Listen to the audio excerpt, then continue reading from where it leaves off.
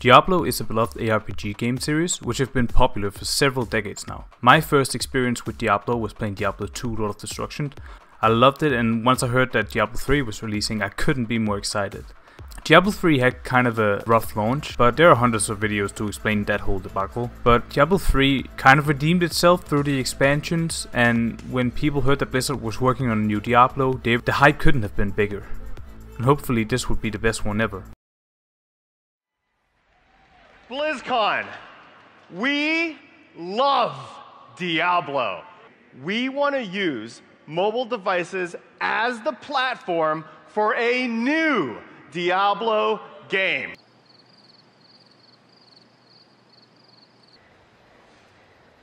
Hey, just was wondering, is this an out-of-season April Fool's joke? Stupid of him to assume that. Why would they ever do anything like that? They really thought that the best idea was to hype up the announcement and then announce a mobile game for their mainly PC audience. I don't think there's been any bigger mismatch in terms of what a company thinks the fans want and what the fans actually want. Now, before we get into Diablo Immortals, I want to preface this by saying I haven't played a ton of it myself, simply because I don't like playing 3D mobile games. I don't enjoy playing those types on my iPad, and I certainly could find many better alternatives when I'm on my PC, such as Diablo 3, Diablo 2, Diablo 2 Remastered, Path of Exile, and the list goes on. But Diablo Immortals was a game that got a lot of ridicule before its not so anticipated launch, because it just seemed like another money grab for Blizzard, something they have become quite famous for in the past years. It seemed like the perfect recipe for disaster, so why is it still a thing? Well, because for a mobile game, it seems fairly solid and it makes Blizzard a ton of money.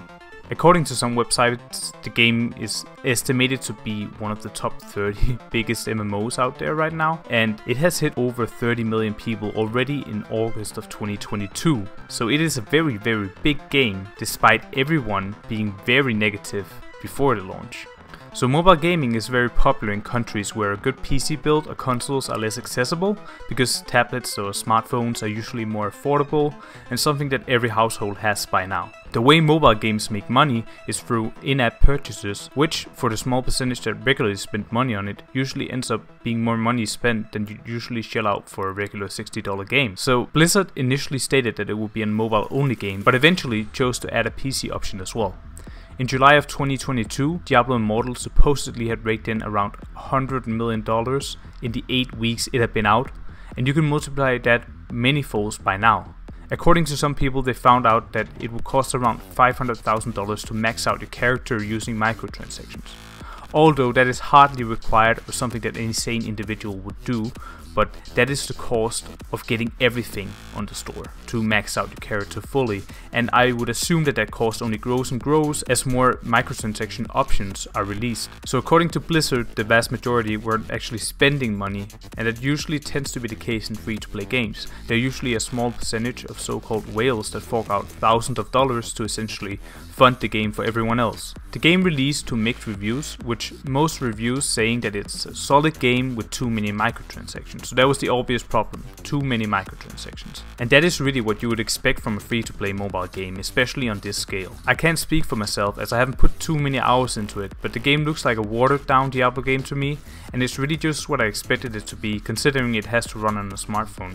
So it is apparent from the data that I can find that the game is still a success, despite everyone not really wanting to call it a success. Every publication I found, people have been more or less negative about it, but just the fact that microtransactions exist that have a direct impact on the game just makes it not that attractive of a game for me, because I don't want to play a game where microtransactions actually makes a difference, so I would essentially be paying to win. That just doesn't sound fun to me, but it is fun to some people. Some people enjoy it. I tried the game over the holiday break and it seemed kind of fun, but it's not something that I would ever substitute for any ARPG if I had access to any other type of console. So I think it really depends on how much time you're planning to spend on it, Because if it's gonna be a main game, then yeah, maybe it will be worth it even without microtransactions, because you can really grind. So while the game stays as a symbol of what most people dislike in games, as became apparent by the discourse on the internet and the 0.3 user score it has on Metacritic, it has still been a massive monetary success for Blizzard. Diablo 4 has since been announced and is coming out soon, TM, and it actually looks really good. And I'm looking forward to playing it, and I'm probably gonna get it on launch. So even with my experience with Blizzard for the past years, seeming less and less interested in fostering relationship with their community, me and millions of others are still gonna be there on launch day. So is that while we want better conditions, at the end of the day we'll still play the games if they're good. So if the game is good enough, there really isn't much incentive for game companies to do better. So I realize that I am also a part of the problem. I'm a hypocrite, so it leaves me very conflicted, because in the end I guess we really just get what we deserve. And this is not to put the blames on the consumers solely. I mean, Blizzard are mainly to blame here for a lot of their actions. I'm just trying to be reflective of the power we have as consumers and how we rarely really utilize it. Thanks so much for watching. I hope you enjoyed the video. Please leave a comment, leave a like, a dislike, or subscribe if you want to. Bye bye.